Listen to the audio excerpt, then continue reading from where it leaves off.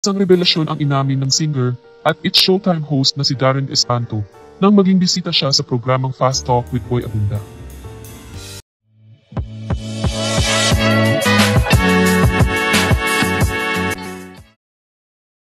Matatandaan na nag-trending kamakailan ang naging guesting ni Kelin Alcantara sa noontime show na It's Showtime kung saan ilang hosts, kabilang na sina Vice Ganda at Kim Chu ang tila tinutukso ang dalawa.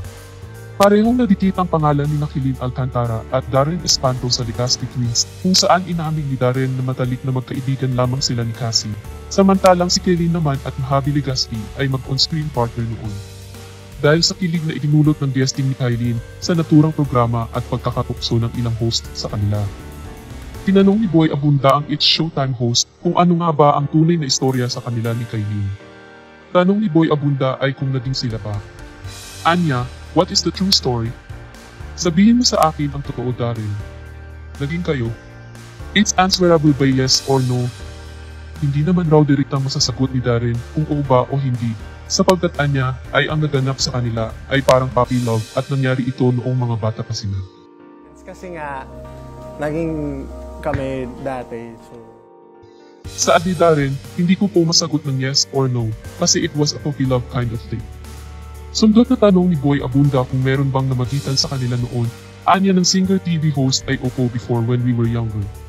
Dagdag naman ni Tito Boy ay ibig sabihin na formal ang kanilang naging relasyon noon. Ani Boy, so it was a formal puppy love relationship na kinumpirman naman ng singer. Nilinaw rin ni Darren ang nabanggit ni Kelin sa It's Showtime na hindi na kumpleto ang sinasabi nito. Sambit ni Darren na ang sinasabi ni Kelin na kasi nga ay kasi nga na din sila kaya binibiro sila ni Vice Ganda. Pagpapatuloy na kasi nga makukomplete ko na po yung sentence. Makukomplete ko na po yung sentence kasi nga naging kami dati. Kasi nga naging kami dati. So kaya binibiro kami ni Ate Vice.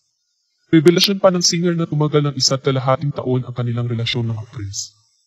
Nang tanungin ang dahilan ng kanilang hiwalayan, anya ay mayroong silang hindi na pagkaintindihan.